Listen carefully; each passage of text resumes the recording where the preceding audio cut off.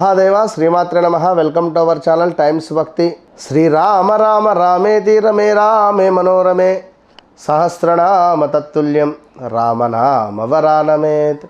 आपदामपहर्तारं धातारं सर्वसंपदां लोकाभिरामं श्रीरामं भूयो भूयो नमाम्यहं।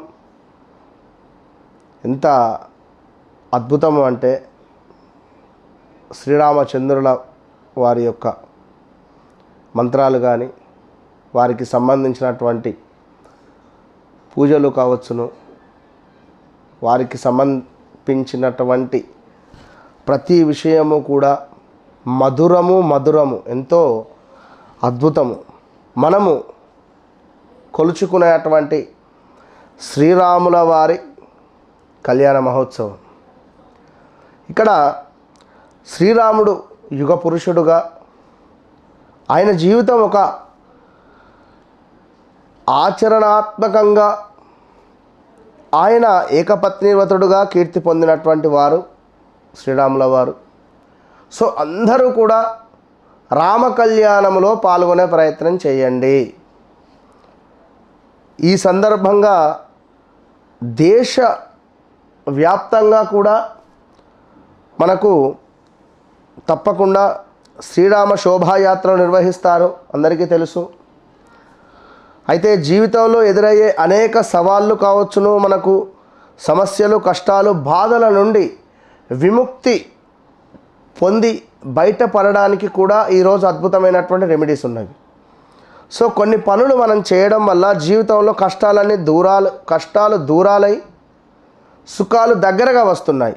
ఈసారి వచ్చేటువంటి ఈ యొక్క శ్రీరామనవమి అయితే ఇక్కడ ధనానికి సంబంధించినటువంటి ఇబ్బందిగా ఉండేటువంటి వారు శ్రీరామనవమి రోజు ఖచ్చితంగా కూడా ఎరుపు దుస్తులను ధరించడం శుభప్రదంగా చెప్పడం జరుగుతున్నది.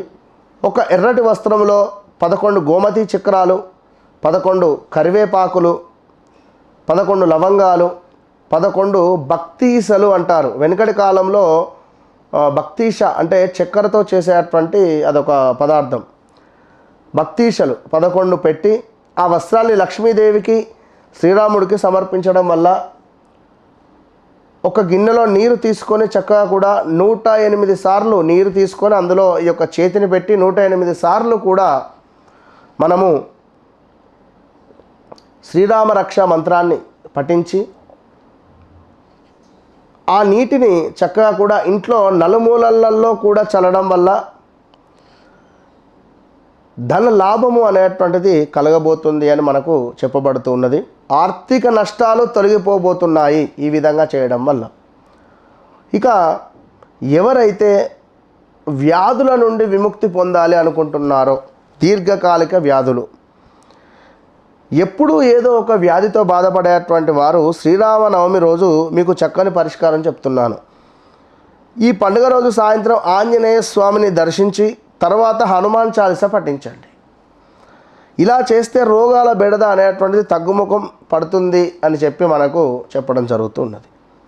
ఇక ఇంట్లో చక్కటి సంతోషం కానీ, మనము సంతోషంగా ఉండాలి అన్న, ప్రశాంతతమైనటువంటి జీవితం గడపాలి అనుకున్నా కూడా, కుటుంబంలో చక్కటి ఆనందం కలగాలి అన్న, శాంతి నెలకొలాలి అనుకున్నా కూడా శ్రీరామనవమి రోజున రామాలయంలో నేతితో దీపారాధన చేసి లేదా నూనె దీపమైనా కూడా వెలిగించాలి. జై శ్రీరామ్ అనేటువంటి మంత్రాన్ని 108 సార్లు ఈ యొక్క పదాన్ని మీరు అనుకోవడం వల్ల ఇంట్లో సుఖ సంతోషాలు కానీ, మనసుకు ప్రశాంతతమైనటువంటి జీవితాన్ని ఆ యొక్క స్వామివారు మీకు ఇస్తున్నాడు. ఇక సంతాన భాగ్యం, వివాహం, శ్రీరామనవమి రోజు ఎర్రటి క్లాత్లో కొబ్బరికాయను పెట్టి సీతాదేవికి సమర్పించండి. తర్వాత జై శ్రీరామ్ అనేటువంటి మంత్రాన్ని 108 సార్లు జపించండి. దీంతో సంతానానికి సంబంధించి కానీ, వివాహానికి సంబంధించి కానీ మీకు అద్భుతమైనటువంటి భాగ్యం లభిస్తుంది. ఇక అవసరమైతే ఓం జై సీతారాం అనేటువంటి మంత్రాన్ని చదివినా కూడా వివాహం కాని స్త్రీలకు, వివాహం కాని పురుషులకు బాగుంటుంది. ఓం జై సీతారాం ఈ మంత్రాన్ని అయినా జపించండి.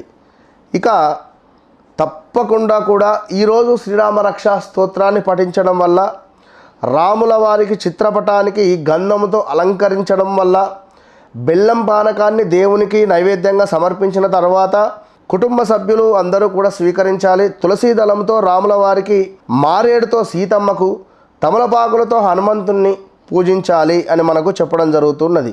ఈ విధంగా ఈ శ్రీరామనవమి రోజు 6వ తారీఖు మనం చెప్పినటువంటి అత్యంత అద్భుతమైనటువంటి ఈ రెమెడీస్ ఎవరైతే పాటిస్తారో వారికి 100కు 100% కూడా జాతకములో కానీ జరగబోయేటువంటి ఏవైనా ఈవెంట్స్ నుండి, బ్యాడ్ ఈవెంట్స్ నుండి తప్పించుకొని చాలా అంటే చాలా అద్భుతమైనటువంటి వాతావరణం అనేటువంటిది మీ ముందు ఉంటుంది.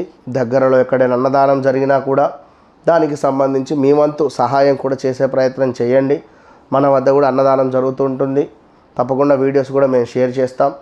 కనుక ఇంట్రెస్ట్ ఉండేటువంటి వారు డొనేషన్ రూపకంగా తప్పకుండా అప్రోచ్ అయ్యేటువంటి ప్రయత్నం చేయండి.